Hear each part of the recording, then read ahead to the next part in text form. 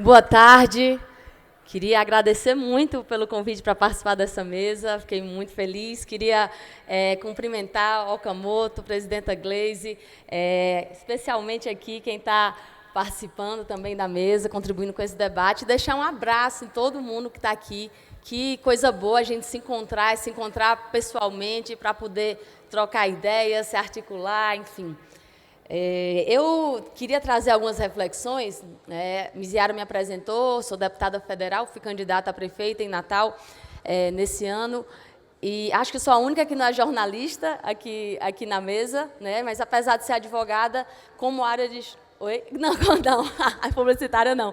Apesar de ser advogada como área de estudo, sempre me interessei, né? Meu mestrado foi sobre coronelismo eletrônico, que é justamente essa detenção, né, dos meios de comunicação por setores da classe política.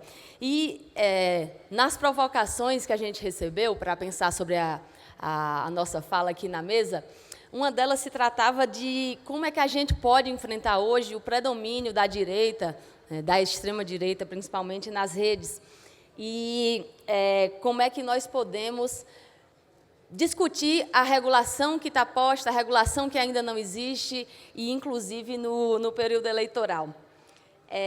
E a primeira coisa que eu queria dizer é que é realmente muito fundamental que nós lutemos, que nós estejamos na linha de frente de buscar a construção das regulações, de temas como inteligência artificial, das fake news, né, dos algoritmos, mas também retomar os temas de regulação que a gente uma vez pautou com mais visibilidade no nosso programa e acabou deixando de lado, né, aqueles temas clássicos da democratização da mídia, porque, embora hoje a gente esteja cada vez mais falando da internet, das redes sociais,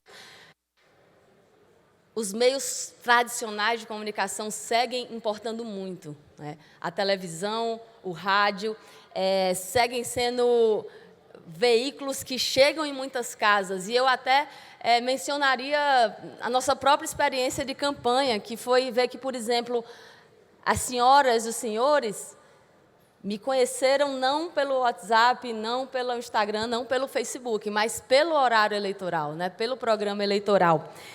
E essa é uma regulação que é muito desafiadora porque, como Laura aqui mencionou, diz respeito a muitos interesses econômicos, inclusive.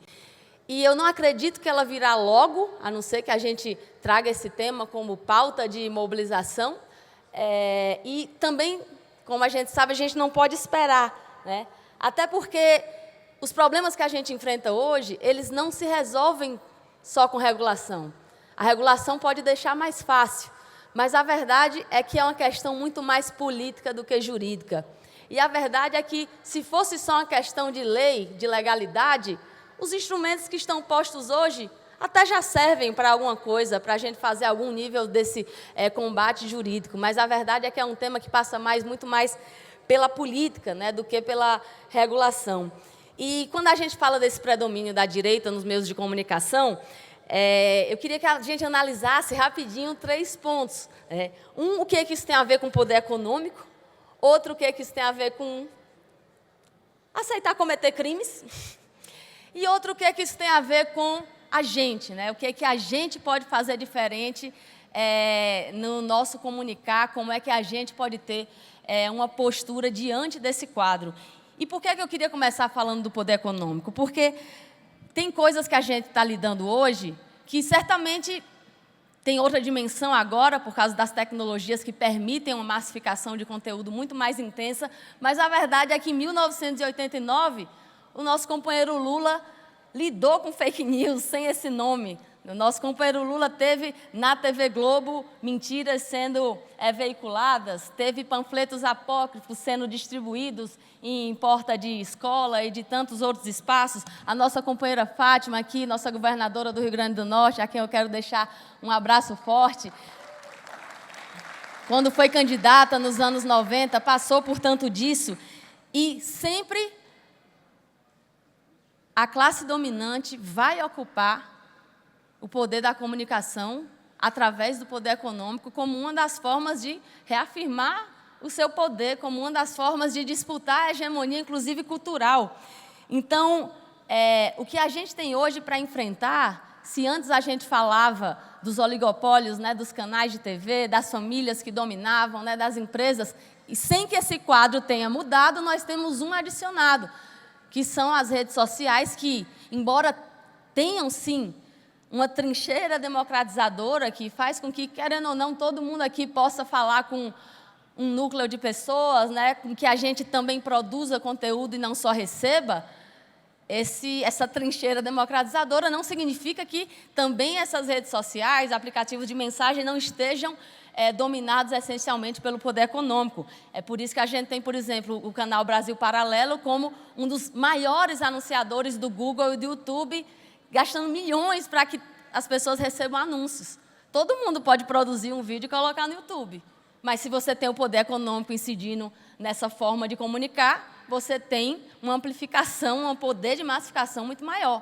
Fazer um gabinete do ódio, como o que nós vivenciamos em 18, em 22, agora em Natal, em 24, e tenho certeza que em todos os municípios do Brasil tinham estruturas parecidas, custa dinheiro. A gente não está falando aqui do tio e da tia do Zap, né? A gente está falando aqui... E chamam de tia do Zap, mas são mais os tios, viu? Que compartilham, tem um negócio aí.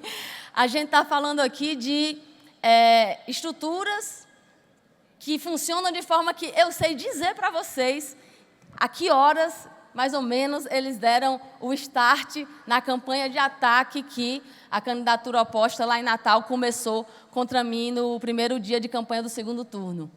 Não é só orgânico. Se você tem o poder econômico incidindo nisso, isso também tem o poder de ser massificado. Para além do tema dos algoritmos, né, que faz com que determinados tipos de conteúdo sejam privilegiados porque são mais lucrativos. Então, se a gente tem essa soma desse predomínio do poder econômico, mesmo nos meios de comunicação novos, somado a disposição de cometimento de crimes, como espalhar fake news, como fazer abuso de poder econômico, utilizar aí do coronelismo eletrônico, né? Utilizar as concessões de rádio e de TV para difamar, para desconstruir reputação, a gente sabe que está jogando num campo muito difícil e desafiador, e que, enquanto não chega uma regulação para trazer o mínimo de controle, né, de moderação, literalmente falando, a esses veículos todos, a gente precisa muito atentar para o que podemos fazer nesse cenário.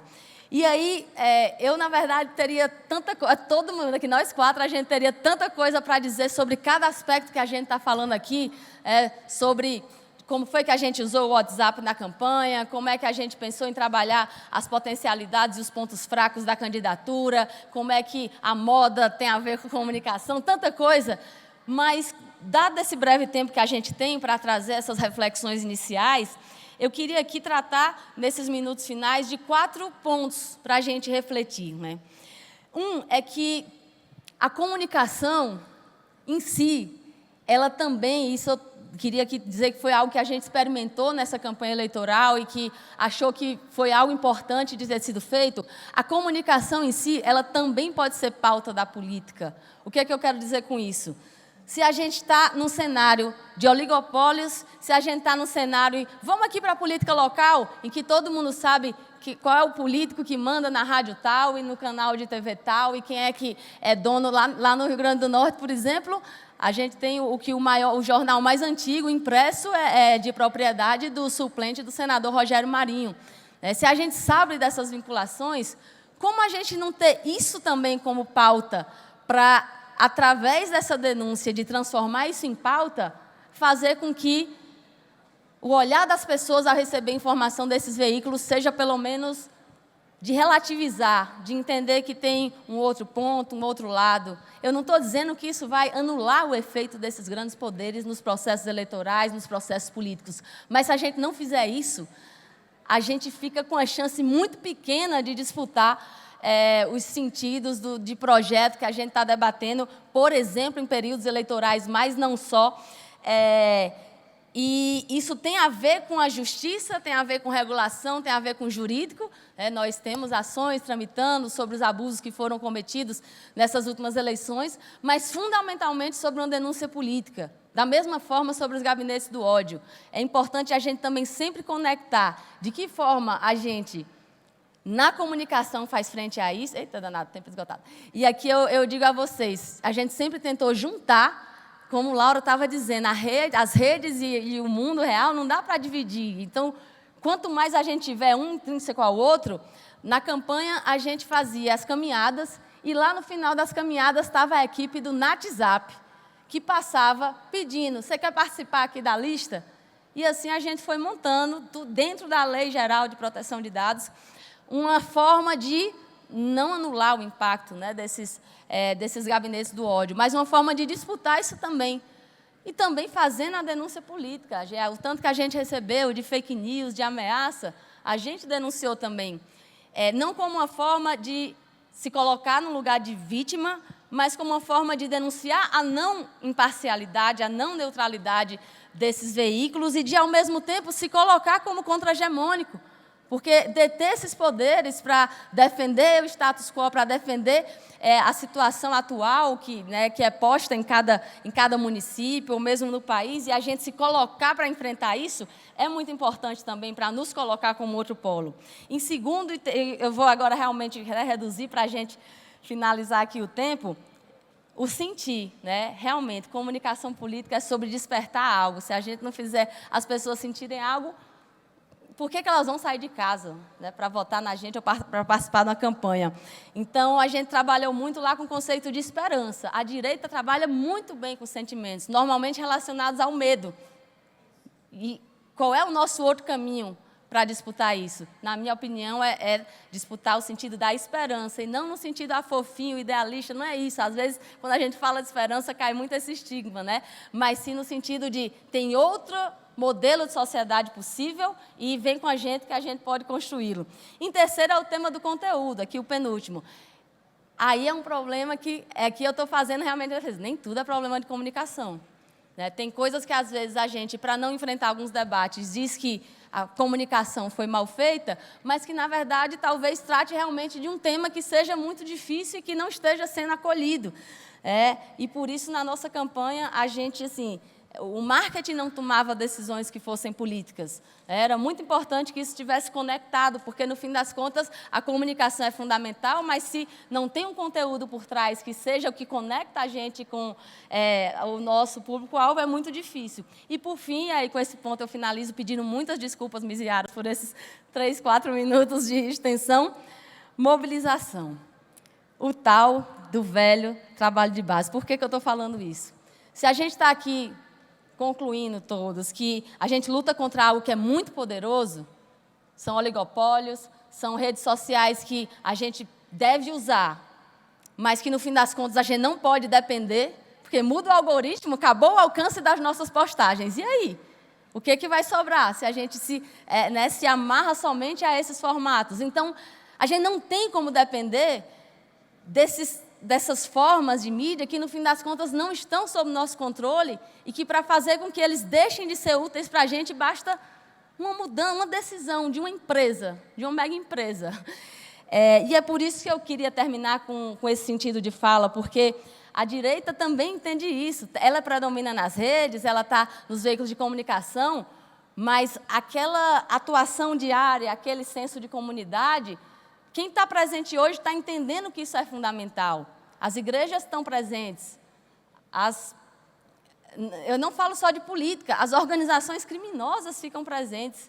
E, às vezes, pelos nossos vácuos, né? Então, a nossa presença cotidiana nas comunidades dos nossos territórios, né, dos nossos municípios, é fundamental. Né? É por isso que até assim, o Brasil Paralelo está fazendo, concluindo, está fazendo uma programação de Natal, para você chamar a família e os amigos para ver junto. Porque é virtual, mas quer que você acesse ali com um senso de comunidade. Então, é aquilo que a gente já sabe, né? Não tem fórmula mágica, a gente tem governo, bons índices econômicos, mas isso não vai substituir a nossa presença cotidiana, que é a comunicação no melhor sentido, né? Que você cria canais, ela não é só unilateral e amplia o alcance do nosso projeto. Viva o Partido dos Trabalhadores, obrigada.